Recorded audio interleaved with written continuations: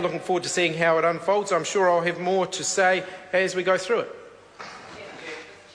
Ian McKelvey. Thank you, Mr. Chair. I've listened to the last hour of this extraordinary debate with interest, and I note with some pleasure that we've got a new member on this side of the House that I'd never heard of before. But not only that, I was really interested in the I guess, vehement defence of the over 65-year-olds that we've heard from the other side of the House tonight. And I'm intrigued by that, but at the same time I think that when you get to 65 you've got a certain right to be exempted from some things.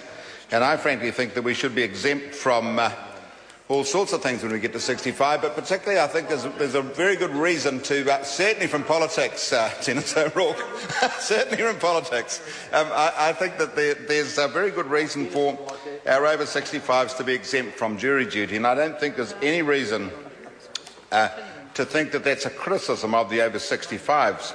And I note that even the Human Rights Commission, which is usually pretty vehement in their defence of what they think is right, are pretty mild in their wording about the approach to the over 65s in this bill. They say that they're uncomfortable with it, but they're comfortable with it, if you know what I mean, and that's typical of the Human Rights Commission, isn't it? Well, I had to make something up. And I've really got to go back to the supplementary order paper introduced by Dennis O'Rourke, and I think that whilst I can understand his concern about the over 65s, I think it's an ideal situation for us to be in, for us to allow someone who's 65 to opt in or out of something like jury service. I, interestingly, are one of those people that Leanne Dalzell was talking about before the dinner break, who has never served on a jury. The reason I've never served on a jury is not because I'm over 65.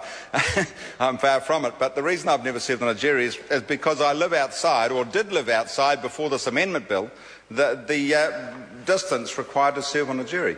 And I think we've also heard a lot tonight about the number of people who get excused from jury service, and frankly it's very difficult for someone who lives out of town to take time off work to serve on juries.